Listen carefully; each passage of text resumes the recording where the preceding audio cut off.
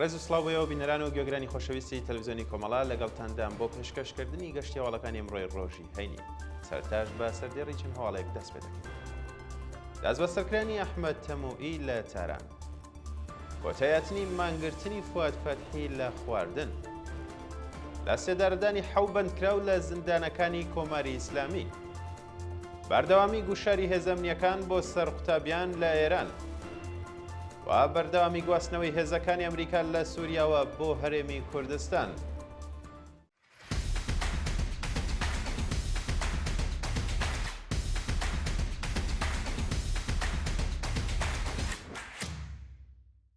دەست بەسەرکردنی ئەحمەد تەموئی لە تاران، ڕۆژی دووشەممە 4 ڕەشەمە 1404 هەتاوی.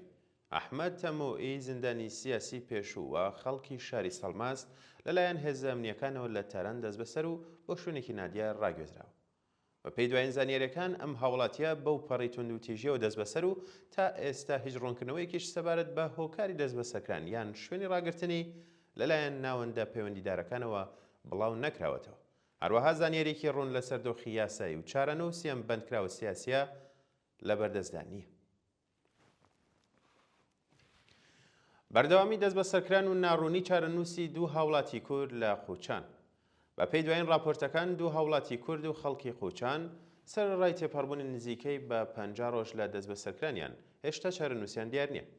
بە پێی راپۆرتی گەیشتووە و دوو هاوڵاتیە بە ناوەکانی مەهدی قولیزادە و مەهدی بەهادووری ڕێکەوتی 18 و 19 بەفرامباری ئەمساڵ هاوکات لەگەڵ پەرەسەندنی ناڕزایەتیەکانی خەڵک و دژ بە دەسەڵاتی جنایەتکاری کۆماری ئیسلامی لەلایەن هێزە سەرکوتگەریەکانی ڕژیمەوە دەست بەسەر و بە مەبەستی بەڕێوەچوونی ڕەوەندی لێپرسینەوە ڕەوانەی گرتوخانەکانی ناوەندە ئەمنیەکان کراوە.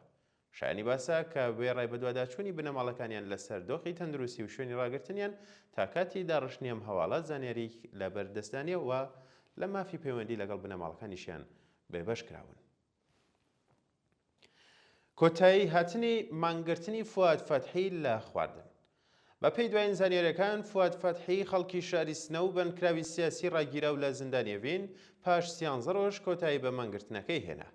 ناوبرا و ڕۆژی هەینی 24 ڕێبەندانی ئەمساڵ بەهۆی گواستنەوەی بەندکراوانی تاوانە کۆمەڵایەتیەکان بۆ ساڵۆنی 4 لە بەندی حوتی زیندانیەوین کە شوێنی ڕاگررتنی زیندانیانی سیاسیە مانی لە خواردن گرت و سەرڕای هەموو هەوڵەکانی بەپرسانی زیندانیش بۆ کۆتایی هێنانی مانگرتنەکەی تا کاتی وەدیهاتنی داخوازیەکانی کۆتایی بە مانگرتنەکەی نەهێنا. شایانی باسە کە ئەو هاوڵاتیە مانگی سەرماوەزی 1402 هەتاوی لەلایەن لقی 26 دادگای ئینقلابی تارانەوە بە سەرۆکایەتی قاسی ئەفشاری حکمی 5 ساڵ زیندانی تازیری بەسەردا سەپێنراوە. پاسەندکرانی حکمی سێدارەی پەیمان فەرەح ئاوەر لەلایەن دەستگای قەزای ڕژیمەوە. بە پێی دوایین زانیاریەکان پەیمان فەرەح ئاوەر بەندکراوی سیاسی بۆ دووەمین جار حکمی سێدارەکەی لەلایەن دادگای باڵای وڵاتەوە پەسەند کرا. ناوبراو سەرەتا مانگی گەلاوێژی 1403 هەتاوی لەلایەن هێزە ئەمنیەکانی ڕژێمەوە دەست بەسەر و ڕەوانەی گرتوخانەی ناوەندە ئەمنیەکانی ڕژێم کرا و پاش کۆتایی هاتنی ڕەوەندی لێپرسینەوە ڕەوانەی زیندانی لاکانی ڕەشت کرا. ئەو بەندکراوە پاشان لەلایەن لقی یەکی دادگای ئینقلابی ڕەشتەوە بە تۆمەتی شۆڕشی چەکداری دژ بە ڕژیم و محارەبە حکمی سێداری بەسەردا سەپێنرا و دواتریش حکمەکەی ڕەوانەی دادگای پێداچوونەوە کرا. بەڵام داخوازیەکەی ڕەت کرایەوە و بۆ دووهەمین جار حکمەکەی پەسەند کرا.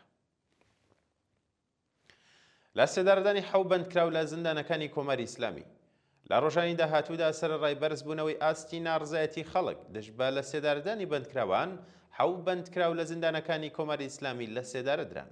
بە پێی راپۆرتی ڕێکخراوەکانی مافی مرۆڤ ئەو حەو بەندکراوە بەناوەکانی حەسەن خەلیلی، نەقی فەیزی، بێهنام جەهانی، محەممەد جەواد مەحسومی، مهرداد قائینی، بەهزاد شێخی و مستەفا بەهاری بە تۆمەتی کوشتنی بانقەست و پەیوەندیدار بە مادە هۆشبەرەکان لە زیندانەکانی گۆرگان، لاکانی ڕەشت، ئەردەبیل، قوم و ناوەندی یاسوج لە سێدارە دراون.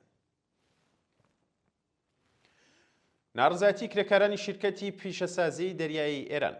ڕۆژی ڕابردوو کرێکارانی شیرکەتی پیشەسازی دەریایی ئێران دژ بە خراپی دۆخی ژیان و معیشەتیان ناڕزایەتیان دەربڕی. بە پێراپۆرتەکان کرێکارانی ناڕازی ئاماژە بۆ دەکەن کە بەهۆی پێنەدانی حەق دەستە دواخراوەکانیان لە دۆخێکی زۆر خراپی ئابووریدا دەژین و تەنانەت توانای دابینکردنی سەرەتاییترین پێداویستیەکانی ژیانی بنەماڵەکانیان نییە. لە درێژەی ناڕزایەتیەکانیاندا کرێکاران خوازیاری بەرزکردنەوەی ئاستیاق دەست بە پێی ڕێژەی هەڵاوسان، پێدانی حەق دەست و مەزایە دواخراوەکان، دابینکردنی بیمەی دەرمانی کارامە، تەزمینی ئەمنیەتی پیشەیی و هەروەها کۆتایی هاتنی گوشاری ناوەندە ئەمنیەکان لەسەر ناڕازیان بوون. بەردەوامی گوشاری هێز ئەمنیەکان بۆ سەر قوتابیان لە ئێران.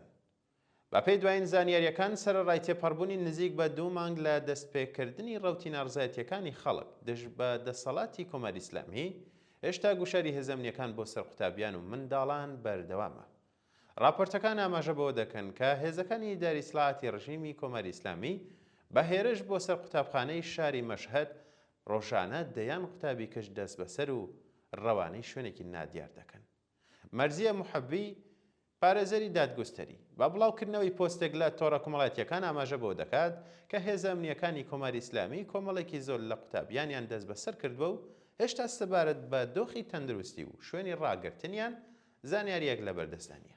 ئەمە لە کاتێکدایە کە ناوەندە هەوڵنێریەکانی ڕژێم بە پێشەوانەی ڕاستیەکەن هەموو ڕۆژێک جەخت لەسەرەوە دەکەنەوە کە ناڕزایەتیەکان کۆتایی پێهاتووە و شارەکان لە کۆنتترۆلی هێزە ئەمنیەکاندایە.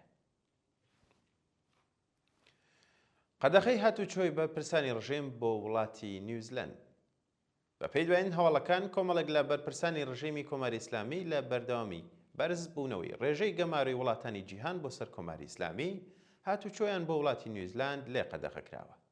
بەپێی بڕیاری دەوڵەتی ئەو وڵاتە چل بەرپرسی ڕژێمی کۆماری ئیسلامی کە بەشداریان لە جەنایەتەکانی کۆماری ئیسلامی دژ بە خەڵک کردووە لەلایەن ئەو وڵاتەوە گەمارۆ خراوەتە سەریان و هاتوچۆیان قەدەخەکراوە.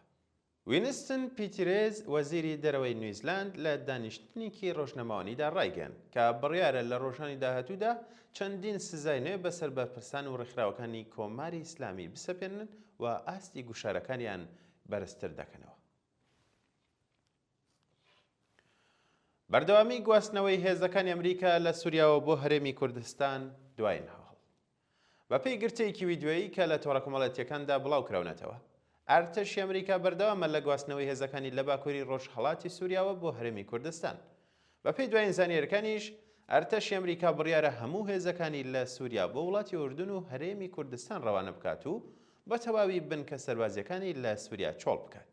ئەمە لە کاتێکدایە کە میلیشیەکانی سەر بە ڕژێمی کۆماری ئیسلامی لە عێراق با بڵاوکردنەوەی چەندین ڤیدیۆ لە تۆڕە کۆمەڵایەتیەکان با توندی هەڕەشیان لە هاوڵاتیانی کوردی باشووری کوردستان کردبوو و ئەگەری هەیە لە ڕۆژانی داهاتوودا ئاستی گژی و ئاڵۆزیەکان بەرزتر بێتەوە.